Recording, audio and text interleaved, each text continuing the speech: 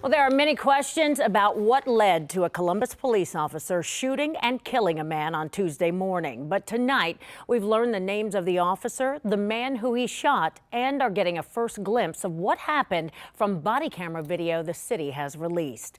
Thank you for joining us for 10 TV News at 5, everybody. I'm Yolanda Harris. Andrew's off tonight. We have team coverage. Kevin Landers is learning more about the man the officer shot and killed, and Angela Reigert is looking into that officer's background. But first, we begin with Brittany Bailey, who has newly released body camera video of the shooting. Brittany? Well, Yolanda, first I want to show you that we are just starting to see a few folks gather behind me. They've set up a speaker. It looks like they're planning to have a demonstration of some sort out here in front of City Hall.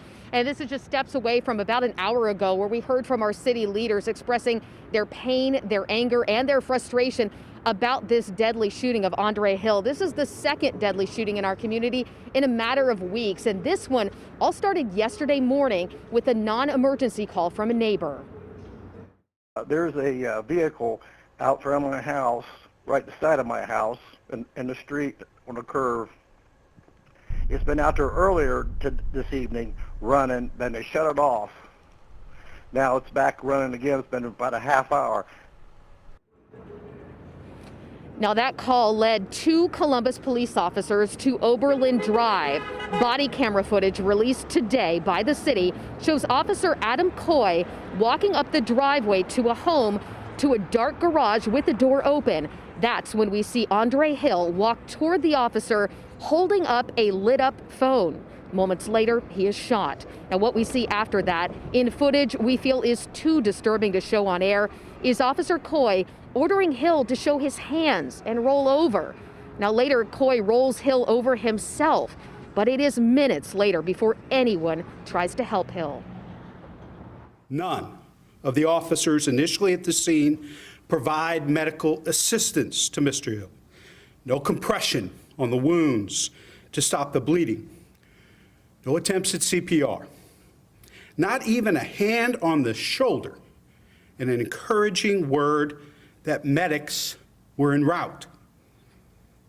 It is an officer's duty to not only summon a medic, but to render aid.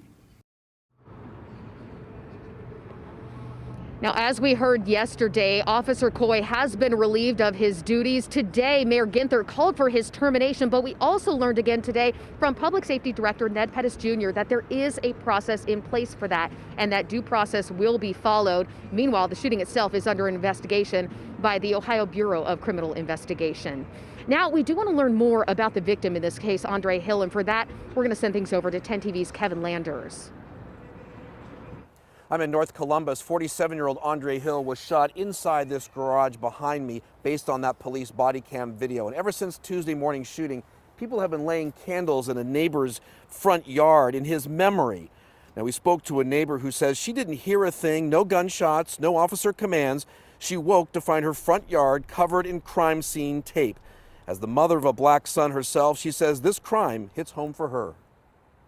There's a mom out there that's probably similar to me in age. My son is similar in age to that man, and it's an unbearable thought that she had to lose her child, and for what doesn't appear to be any valid reason. This is a dead human being. He deserves to be remembered. I'm very sad to have the loss, but I don't want to forget about him either. Hill's Facebook page states he attended Northland High School and went to Hawking College, where he graduated in 1995. A friend of Hill's tells us he grew up in the Brentnell neighborhood and was known as a shy kid. One friend tells 10 TV that she remembered him as an excellent cook and thought he was working at a restaurant downtown. That friend and Mayor Ginther also say he is the father of a daughter. Now, I did speak to Hill's brother, who declined to comment. Instead, he decided that he did not want to comment so shortly after this shooting. We can tell you that not only are people placing candles here outside this home, but also on a Facebook page for this neighborhood, people are also placing candles on their front porches in Hill's memory. Reporting live in North Columbus, Kevin Landers, 10 TV News. All right, thank you, Kevin. Now, we've been digging into Officer Adam Coy's work background. 10 TV's Angela Reigert continues our team coverage tonight with what she's learning about that. Angela? Hi, Yolanda. Yeah, what we learned is Adam Coy has been with this department for 19 years, okay? But this is not the first time that he's gotten in trouble. I looked at both his personnel file as well as reports from Internal Affairs. I want to show you what I found here. Okay, let's take a look at this now. Documents the city released today show Coy has had 89 citizen complaints. Those are ranging from 2002 to 2012. This is what we can see, okay? But only 16 of them were sustained, meaning confirmed. They include violation of police rules and force. Those are among those sustained reports. Now, we found 89 use of force chain of command investigations. Only 5 of those were deemed outside of policy. Now, I want to talk specifically about an incident that happened in 2012. An internal review determined Coy acted outside of policy when he arrested a man, injuring him. The city of Columbus actually ended up having to pay that man $45,000 in a settlement. Coy's personnel file, though, when you take a look at that, it paints a very different picture here. In his personnel file, we found compliments after compliments from people in the community, as well as a 2018 award for his service. Now, of course, yesterday we learned that Coy was asked to turn in his badge, turn in his gun. We know that an independent psychologist would have to look at him before he could return to work. But I want to repeat something that Brittany Bailey said, because I think it's really important here.